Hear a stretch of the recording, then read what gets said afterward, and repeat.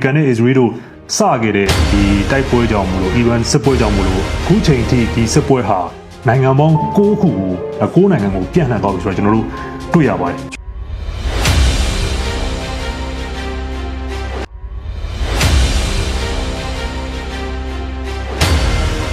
ကျွန်တော်တို့ဒီနေ့ American Israel နဲ့ Iran စစ်ပွဲနောက်ဆုံးအခြေအနေတွေကိုကြည့်အောင်ပါ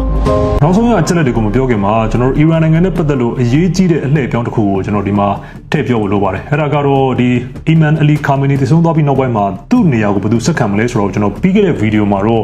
့လူနာမည်တွေဓာတ်ပုံတွေအပြည့်စုံနဲ့ကျွန်တော်ပေါ်ပြခဲ့တာရှိပါတယ်ဆိုတော့ဒီနေ့တော့ March 4 ရက်နေ့မှာတော့ American နဲ့ဒီ Israel ဘက်ကရေးတဲ့သတင်းတွေအရAli Khamenei ရဲ့နေရာကိုအစားထိုးမဲ့လူကိုခန့်အပ်လိုက်ပြီဆိုပြီးတော့ရေးသားကြတာတွေ့ရပါတယ်ဆိုတော့သူကတော့ကျွန်တော်ရှေ့ကဗီဒီယိုထဲမှာထည့်ပြောခဲ့တဲ့ Ali Khamenei ရဲ့သား Mojtaba Khamenei ဖြစ်ပါတယ်ဆိုတော့သူ့ကိုဒါ Assembly of Experts လို့ခေါ်တဲ့ဒီဘာသာရေးကောင်းဆောင်တွေဖွဲ့ထားတဲ့ဒီအဖွဲ့ကနေပြီးတော့ခန့်အပ်လိုက်ပြီလို့ Israel သတင်းစာတွေနဲ့ American သတင်းစာတွေကရေးကြပါတယ်ဒါပေမဲ့ဒီကိစ္စကို Iran ဘက်ကတော့ Iran ဆိုရကတော့တရားဝင်ထုတ်ပြန်လာတာမတွေ့ရသေးပါဘူးဆိုတော့ဒီ Ali Khamenei ကသူမသေးဆုံးရင်ကတည်းကသူရထားခဲ့တဲ့လူတွေရှိတယ်ဒါပေမဲ့သူ့သားနဲ့ပတ်သက်ပြီးတော့သူကသူ့နေရာကိုသူ့သားဆက်ခံလာတာမျိုးတော့တိတ်သဘောမကျဘူးလို့ပြောခဲ့တာမှတ်မိကြအောင်ပါဆိုတော့ဒီပုံစံမျိုးမဟုတ်ဘဲနဲ့အခုသူ့သားကိုတကယ်လို့ဒါ Assembly of Experts ကနေပြီးတော့ဒီဘာသာရေးဆိုင်ရာအဖွဲ့အစည်းကနေပြီးတော့ခန့်အပ်လိုက်တဲ့တေချာလို့ရှိရင်တော့ဒါ Iran ဘက်ကနေပြီးတော့ဒါကိုအတည်ပြုလိုက်လို့ရှိရင်တော့ဒါအဖေနေရာမှာသားကအစားထိုးဝင်ရောက်လာပြီဖြစ်ပါတယ် Israel နဲ့ American တို့ပူးပေါင်းတိုက်ခိုက်မှုစတင်ခဲ့တဲ့ February 28ရက်နေ့ကတည်းကတိုက်ခိုက်မှုကြောင့်ဒါ Iran ဘက်က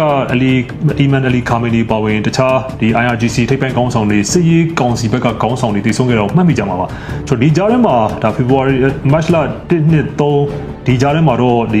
ီထိပ်ပိုင်းခေါင်းဆောင်ပိုင်းတွေတည်ဆုံတယ်လို့ကျွန်တော်တို့မကြားပါဘူးဒါပေမဲ့မနေ့က March 3 ရက်နေ့မှာတော့ Israel စစ်တပ်ဘက်ကထုတ်ပြန်လာတာကဒီ Iran ဘက်ကနေပြီးတော့ Hezbollah တို့ Hamas တို့စသဖြင့်ဒီလိုတပ်ဖွဲ့တွေကိုထောက်ပံ့တဲ့အဖွဲ့တွေပေါ့နော်အဲ့ဒီအဖွဲ့တွေကိုဂျားကန်ဆောင်ရွက်ပေးနေတဲ့ Quad အဖွဲ့ဆိုတာရှိပါတယ်အဲ့ဒီ Quad ရဲ့ခေါင်းဆောင်ပေါ့နော်ဒီတပ်မှုတယောက်ကိုတော့တပ်ဖြတ်ပြစ်လိုက်တယ်ဆိုပြီးတော့ Israel စစ်တပ်ကထုတ်ပြန်ပါတယ်သူ့နာမည်ကဒီဒါအူအလီဇာဒေးလို့ခေါ်ပါတယ်ဆိုတော့ Iran ဘက်ကတော့ဒီကိစ္စကိုအတီးပြုတ်လာတာမျိုးတော့အခုချိန်ထိမတွေ့ရသေးပါဘူးပြီးခဲ့တဲ့2025တုန်းက Israel နဲ့ American တို့ဒီ Iran ကိုလာပြီးတော့ B2 ပုံမှန်လာကျဲတုန်းကခံခဲ့ရတဲ့မြို့တွေရှိပါတယ်ဒီ nuclear စက်ရုံတွေရှိတဲ့မြို့တွေပါအဲ့မြို့တွေက Isfahan တို့ Natanz တို့အဲ့ဒီမြို့တွေကိုအခုတစ်ခေါက်မှလည်းဒါ American ဘက်ကနေပြီးတော့လာပြီးတော့ပုံကျဲတိုက်ခိုက်တာကျွန်တော်တို့တွေ့ရပါတယ်ဆိုတော့ဒါကတော့ထပ်ပြီးတော့ဖြစ်ပေါ်ပြောင်းလဲနေတဲ့အထက်ကထူးခြားတဲ့အချက်တစ်ချက်ပါ March 1 ရက်နေ့နဲ့2ရက်နေ့မှာဒါပုံကျဲမှုတွေလုပ်ခဲ့တယ်ဆိုပြီးတော့သတင်းဌာနတွေကဖော်ပြပါတယ်နောက်တစ်ခုကတော့ Iran နိုင်ငံထဲမှာရှိနေတဲ့ UNESCO ဒီကမ္ဘာအမွေနဲ့စည်ရင်းဝင် Golestan နန်းတော်ကို American နဲ့ Israel တိုက်ခိုက်မှုကြောင့်ပျက်စီးသွားတယ်ဆိုပြီးတော့ Iran ဘက်ကထုတ်ပြန်ထားတာလည်းတွေ့ရပါတယ်ဆက်ပြီးတော့ပင်လယ်ကွေ့နိုင်ငံတွေနဲ့ပတ်သက်တဲ့အခြေအနေတွေကိုကြည့်အောင်ပါကျွန်တော်ပင်လယ်ကွေ့နိုင်ငံတွေထဲမှာကျွန်တော်တို့မြန်မာနိုင်ငံသားတွေအများဆုံးနေထိုင်တဲ့ UAE ကာတာဘာရိန်းဒီနိုင်ငံတွေပါပါတယ်ဆိုတော့ဒီအထဲမှာမှ UAE နိုင်ငံကအများဆုံးတိုက်ခိုက်ခံရတဲ့အထဲမှာပါနေတာကိုတွေ့ရပါတယ်ဆိုတော့ UAE ကာကွယ်ရေးဝန်ကြီးဌာနရဲ့အတည်ပြုချက်အရတော့စစ်ပွဲစတင်ကတည်းကဒါ Iran ဘက်ကနေပြီးတော့ UAE ဘက်ကိုပစ်ခဲ့တဲ့အထက်က ballistic ဒါဒုံးကျည်165စင်းအဲ့ထဲမှာ cruise ဒုံးကျည်2စင်းနဲ့ drone 940စင်းတို့ကိုကြားဖြတ်ပစ်ချခဲ့တယ်ဆိုပြီးတော့ UAE ကာကွယ်ရေးဝန်ကြီးဌာနထုတ်ပြန်ထားတာတွေ့ရပါတယ်အဲ့ဒီတိုက်ခိုက်မှုတွေကြောင့် UAE မှာလူ3ယောက်သေဆုံးသွားပြီးတော့အနည်းဆုံး68ယောက်ဒဏ်ရာရတယ်ဆိုပြီးတော့ဆွေးဘက်ကထုတ်ပြန်ထားပါတယ်ဆိုတော့ဒီလိုမျိုးထုတ်ပြန်ပြီးတဲ့နောက်မှာလူတွေဘက်ကစိုးရင်ကြတာက Iran ဘက်ကနေပြီးတော့ဒီလိုမျိုး drone အစင်းပေါင်းများစွာဒီဒုံးကျည်နဲ့ပစ်တဲ့ဟာကိုပြန်ခုခံဖို့အတွက်နောက်ပြီးတော့ဖြတ်ချဖို့အတွက် UAE အစိုးရမှာဒီလိုမျိုးဒုံးခွင်းတုံးတွေလိုမျိုးနောက်ပြီးတော့လေကြောင်းကာကွယ်ရေးစနစ်တွေလိုမျိုးအခိုင်အမာရှိသေးရဲ့လားလုံလောက်ရှိသေးရဲ့လားဆိုတာမျိုးစိုးရိမ်နေကြတယ်လို့ဆိုပါတယ်ဒီကိစ္စနဲ့ပတ်သက်ပြီးတော့ UAE အစိုးရကနေပြီးတော့တုံ့ပြန်ကြေညာချက်ထုတ်ထားတာကိုလည်းတွေ့ရပါတယ်အဲ့ဒါက UAE အစိုးရမှာ Iran ရဲ့ဒုံးကျည်တွေနဲ့ drone တွေကိုကြားဖြတ်ခုခံဖို့အတွက်လုံလောက်တဲ့လက်နက်ခဲယမ်းနဲ့ကာကွယ်ရေးစနစ်ရှိထားပြီးသားပါဆိုပြီးတော့မနေ့ကဒီ UAE ကာကွယ်ရေးဝန်ကြီးဌာနကထုတ်ပြန်ထားတာတွေ့ရပါတယ်ဆိုတော့ UAE ရဲ့ပြောရေးဆိုခွင့်ရှိသူဒီ Abdul Nasser Al Humaidi ကဗာပြောလဲဆိုတော့တိုက်ခိုက်မှုအများစုကိုကြားဖြတ်ဟန်တာနိုင်ခဲ့ပေမဲ့ drone 58စင်းနဲ့ ballistic ဒုံးကျည်တစ်စင်းကတော့ UAE ပိုင်တဲ့ထဲကိုထိမှန်ခဲ့တယ်ဆိုပြီးတော့ပြောထားတာတွေ့ရပါတယ်ဆိုတော့နောက်ထပ်ထူးခြားချက်တစ်ခုကဒီမှာအခု UAE နဲ့ပတ်သက်ပြီးတော့ဒီ Ukraine သမ္မတ Zelensky ကလည်းကူညီပေးမယ်ဆိုပြီးတော့ထုတ်ပြောလာတာတွေ့ရပါတယ်။ဘာကြောင့်လဲဆိုတော့ဒီဘက်ရုရှားကဒီယူကရိန်းကိုကျူးကျော်တဲ့စစ်ပွဲမှာရုရှားဘက်ကအများဆုံးသုံးတဲ့ drone တွေက Iran ရဲ့ drone တွေပါဆိုတော့ဒါကြောင့်မို့လို့ ဇလန်စကီပြောတာကအီရန်ရဲ့ drone တွေကိုသူတို့ပို့ပြီးတော့နားလေတယ်ပို့ပြီးတော့ကျွမ်းကျင်တယ်ပေါ့နော်ဒါကြောင့်မလို့အခု UAE ကိုပစ်နေတဲ့အီရန်ရဲ့ drone တွေကိုကာကွယ်ပေးတဲ့နေရာမှာသူတို့အကူအညီပေးလို့ရတယ်ဆိုတော့မျိုးကိုကန့်လန့်လာတာဖြစ်ပါတယ်ဒီကိစ္စကိုလည်း UAE ဘက်ကနေပြီးတော့ဒါအကူအညီကိုလက်ခံမဲ့အကြောင်းဆက်ပြီးတော့နဝုသဘောတို့ဆက်ပြီးလုပ်တော့မဲ့အကြောင်းတွေကိုပြောထားတာတွေ့ရပါတယ်ဘာရိနိုင်ငံမှာရှိတဲ့အမေရိကန်ရဲတပ်စခန်းဌာနချုပ်တစ်ခုကိုလည်းအီရန်ဘက်ကတက်ခတ်တက်ခဲ့လို့ဆိုပါတယ်တေဆုံးစင်းအတိအကျရှိမရှိကိုတော့ကျွန်တော်တို့မသိရပါဘူးဒါပေမဲ့ဘာရိပြည်ထောင်ဝန်ကြီးဌာနဘက်ကထုတ်ပြန်တာကတော့ဒီနိုင်ငံတကာလေဆိပ်တစ်ခုကိုထိခိုက်တယ်လို့ဆိုတယ်တေဆုံးသူရှိမရှိကိုလည်းသူတို့ဘက်ကထုတ်ပြောလာတာမတွေ့ရပါဘူးပြီးတော့ဘာရိမှာဒီတနင်္လာနေ့ကဖြစ်ခဲ့တဲ့ကိစ္စတစ်ခုကဒီအီရန်ဘက်ကပြစ်လိုက်တဲ့ဒီဒုံးကြီးကိုအောက်ကနေပြီးတော့ဒါဒုံးခွင်းလုံးနဲ့ပြန်ပစ်တယ်ပေါ့နော်အဲ့ဒီရဲ့အစိပ်ပိုင်းတချို့ကဒီနိုင်ငံခြားသားသင်္ဘောဒဇင်းပေါ်ကိုကျတယ်လို့ဆိုပါတယ်အဲ့ဒီလိုမျိုးကြောက်ခဲ့တော့ဒီသင်္ဘောမှာအလုပ်လုပ်နေတဲ့အလုပ်သမားတယောက်တေဆုံးခဲ့တယ်လို့ထုတ်ပြန်ထားပါတယ်ခုချိန်ဒီသိရတဲ့များဆိုလို့ရှိရင်အီရန်ဘက်ကနေပစ်တဲ့ဒုံးကြီးအစင်း80နဲ့ drone 86စီးကိုဘာရိဘက်ကနေပြီးတော့ကြားဖြတ်ဟန်တာနိုင်ခဲ့တယ်ဆိုပြီးတော့ထုတ်ပြန်ထားပါတယ်ဆော်ဒီနိုင်ငံလည်းအခုတိုက်ခိုက်ခံနေရပါတယ်ဆော်ဒီနိုင်ငံမှာရှိတဲ့ဒီအမေရိကန်တန်ယုံကိုဒီအီရန်ဘက်ကနေတက်တဲ့ drone 2စင်းထိခဲ့တယ်ဆိုပြီးတော့ဆော်ဒီအစိုးရဘက်ကထုတ်ပြန်ထားပါတယ်မီလောင်တချို့အစိပ်ပိုင်းတွေမီလောင်ခဲ့တယ်တချို့နေရာတွေအပြည့်အစုံရှိခဲ့လို့ဆိုပါတယ်ဒါပေမဲ့အဲ့ဒီမှာလည်းသေဆုံးစင်းဒဏ်ရာရစင်းကျွန်တော်တို့မသိရပါဘူးပြီးတော့ဒီနောက်ထပ်ထူးခြားချက်တစ်ခုကဆော်ဒီမှာရှိတဲ့ဒါကမ္ဘာအကြီးဆုံးရေနံချက်စက်ရုံတွေကတစ်ခုပေါ့နော် Ras Tanura ဆိုတဲ့ရေနံချက်စက်ရုံကိုအီရန်ဘက်ကတိုက်ခိုက်ခဲ့လို့ဆိုပါတယ်တော့ဒါပေမဲ့ဆော်ဒီဘက်ကကြားဖြတ်ပစ်ချနိုင်လို့ဘာမှတော့မီလောင်မှုလို့ကြီးကြီးမားမားဖြစ်ခဲ့တာမတွေ့ရပါဘူးတော့ဆော်ဒီကလည်းအခုဒီအီရန်မှာရှိတဲ့သူတို့တန်မတ်ကိုပြန်ခေါ်ထားပြီးဖြစ်ပါတယ်ဆိုတော့ကာတာမှာတော့ခုအီရန် drone တွေကဒီကာတာရဲ့တဘာဝတန်ငွေပေါ့နော် LNG စက်ရုံတွေကိုတိုက်ခိုက်ခဲ့တယ်ဆိုပြီးတော့ပြောပါတယ်ဒါကြောင့်မို့လို့ခုဒါ energy စက်ရုံတွေထုတ်လုပ်မှုကိုရန်နာထားတယ်လို့ကာတာဘက်ကထုတ်ပြန်ထားပါတယ်ဆိုတော့ပြီးတော့ဒီ American ခြေစကန်တွေရှိတဲ့ El Udeid ပေါ့နော်ကျွန်တော်တို့ဒီအရှိအလယ်ပိုင်းမှာဆိုလို့ရှိရင်ဒီ American ဒီ latest စကန်ရှိတဲ့ El Udeid ကအကြီးဆုံးထဲမှာပါပါတယ်ပြီးတော့အဲဒီစကန်ရဲ့ပြီးတော့အခြားစက်မှုစုံတွေကိုလည်းဒုံးကျည်တွေ drone တွေနဲ့အီရန်ဘက်ကနေတိုက်ခိုက်ခဲ့တယ်ဆိုပြီးတော့ကာတာဘက်ကထုတ်ပြန်ထားတာတွေ့ရပါတယ်ဆိုတော့ကာတာနိုင်ငံကအခုဒါ ballistic ဒုံးကျည်တွေ cruise ဒုံးကျည်တွေစုစုပေါင်းအီရန်ဘက်ကဖြစ်တဲ့18စင်းကိုကြားဖြတ်ဟန်တာနိုင်တယ်ဆိုပြီးတော့ထုတ်ပြန်ထားပါတယ်ဆိုတော့အခုလောလောဆယ်အချိန်နောက်ဆုံးအချိန်ဒီသိရတဲ့များကလူ16ဦးဒဏ်ရာရရှိခဲ့တယ်ဆိုပြီးတော့ကျွန်တော်တို့သိထားရပါတယ်UAE နိုင်ငံလိုပဲအများဆုံးတိုက်ခိုက်ခံရတဲ့နောက်ထပ်နိုင်ငံတစ်ခုကတော့ကူဝိတ်နိုင်ငံဖြစ်ပါတယ်ဆိုတော့ကူဝိတ်နိုင်ငံပိုင်သတင်းဌာန KUNA ရဲ့ဖော်ပြချက်အရတော့ကူဝိတ်ကဒီ ballistic ဒုံးကျည်188စင်းနဲ့ drone 384စင်းကိုကြားဖြတ်ပြီးတော့ဟန်တာနိုင်ခဲ့လို့ဆိုပါတယ်ပြီးတော့ကူဝိတ်မှာရှိတဲ့ American တန်ယုံလည်းတိုက်ခိုက်ခံခဲ့ရပါတယ်ကျွန်တော်တို့ဒီမှာမြင်ရတာကစစ်ပွဲဖြစ်နေတဲ့တခြားလုံးကိုကြည့်လိုက်လို့ရှိရင် Israel American Iran အားလုံးဟာစစ်ရေးပြစ်မှတ်ဆိုပြီးတော့တိတက်မထားတော့တာကိုကျွန်တော်တို့ဒီမှာတွေ့ရပါတယ်ဆိုတော့ American နဲ့ Israel ဘက်ကဘုံကျဲလို့ပြီးခဲ့တဲ့ရက်က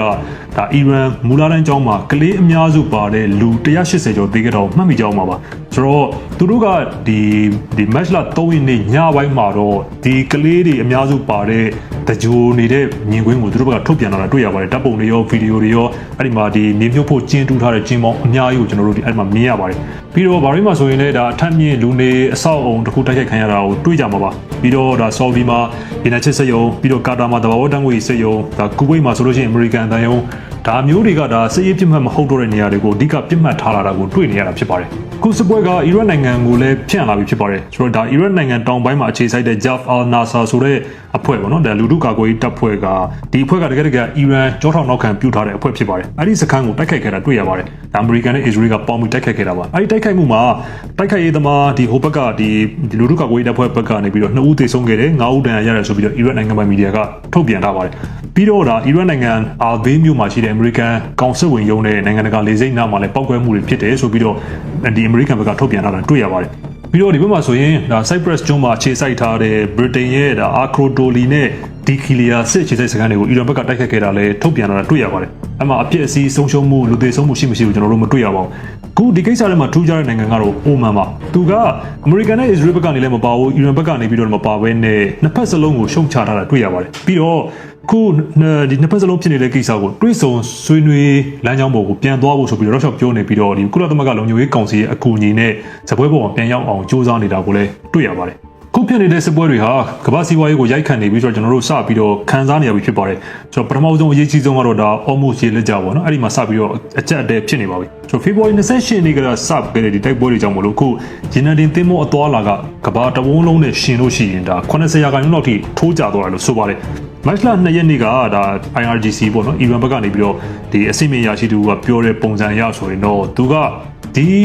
နေရာကိုဖြတ်မဲ့ဘယ်သင်းမောကိုမဆိုမီဟုံတောက်အောင်တိုက်ခိုက်မယ်ဆိုပြီးတော့ချင်းချောက်ပြောဆိုခဲ့တာတွေ့ရပါတယ်ဆိုတော့ကျွန်တော်နောက်ဆုံးရထားတဲ့အချက်လက်တွေရဆိုလို့ရှိရင် အနည်းဆုံးရေနံတင်သင်းမော9စင်းအဲ့ဒီအော်မူရေလက်ကြားနာမှာတိုက်ခတ်ခံရလို့ဆိုတယ်ပျက်စီးခဲ့တယ်လို့ဆိုတယ်ဒီထဲမှာသင်းမောသား2ယောက်သေဆုံးခဲ့လို့ကျွန်တော်တို့နောက်ဆုံးအခြေအနေသိထားရတယ်အခုတော့အဲ့ဒီနေရာပတ်ဝန်းကျင်နာမှာသင်းမောအစင်းပေါင်း150လောက်အဲ့ဒီရေလက်ကြားပတ်ဝန်းကျင်မှာပိတ်မိနေလို့သိရပါတယ်ဆိုတော့နောက်တစ်ခုကကျတော့ကမ္ဘာထိပ်တန်းဒီကွန်တိန်နာကုမ္ပဏီကြီးတချို့ကဆိုလို့ရှိရင်အဲ့ဒီရေလက်ကြားကိုလုံးဝမဖြတ်တော့ဘူးဆိုပြီးတော့ဒါသူတို့လမ်းကြောင်းတွေအကုန်လုံးကိုပိတ်လိုက်ပြီလို့ထုတ်ပြန်လာပါတယ်ကုံတော်ရေးလမ်းကြောင်းတွေဒီလိုမျိုးကမဖြစ်နေတာကြောင့်မို့လို့ကမ္ဘာမှာလက်ရှိအခြေအနေတွေကကုံတော်ရေးအခြေအနေရရောနောက်ပြီးတော့ရေနံဈေးတွေအခြေအနေရောဘလို့ဖြစ်လာလိမ့်မလဲဆိုတာမျိုးကိုပညာရှင်တွေကခန့်မှန်းနေကြပါတယ်ဆိုတော့ဒါ Bank of America ကဗျူဟာမှုပေါ့နော် Francisco Blanch ကသူပါပြောလဲဆိုတော့အော်မှုရေလက်ကြားမှာအခုပိတ်ဆို့မှုတွေဆက်ပြီးတော့ကြာနေဦးမယ်ဆိုလို့ရှိရင်ရေနံဈေးကရေနံစီတစ်စီကိုဒေါ်လာ40ကနေ80လောက်အထိ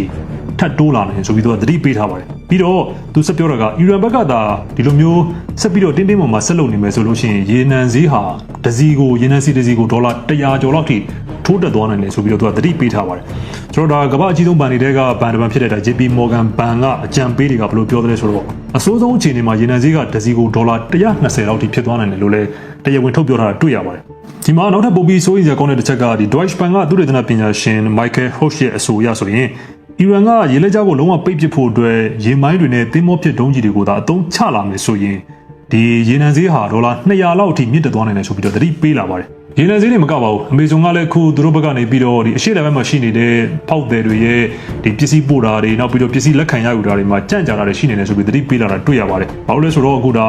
UAE နဲ့ဘာရင်းမှာရှိတဲ့အမေဇုံရဲ့ဒီ data center တွေမှာမိပြတ်တာမှုတွေခဏဖြစ်နေတယ်ဆိုပြီးတော့ထုတ်ပြောပါတယ်ဒီ Israel, Saudi, Kuwait, Bahrain, UAE ဒီဈေးကွက်တွေမှာကြန့်ကြာမှုတွေအ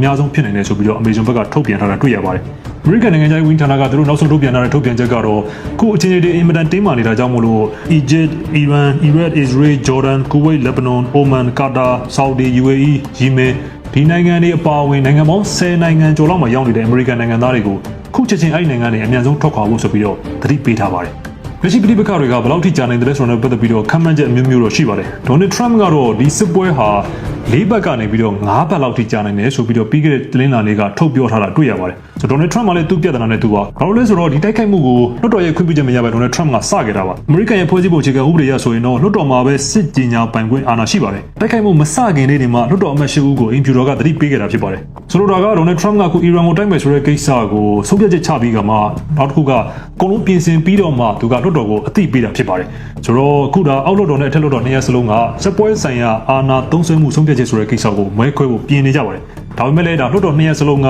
Republican Party ကပဲကြီးစိုးထားတာကြောင့်မို့လို့ဒီကိစ္စကလည်းကန့်ကွက်တယ်ဆိုတာမျိုးကိုပြောတယ်ဆိုတာတော့ပဲဖြစ်နိုင်တယ်လို့သုံးသပ်ကြပါတယ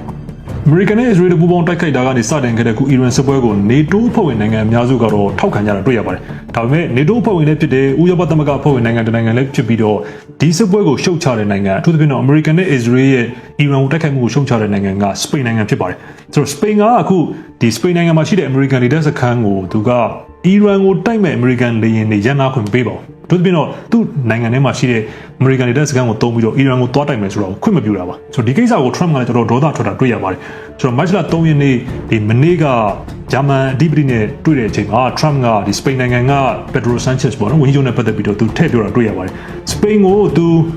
စီးပွားရေးအရ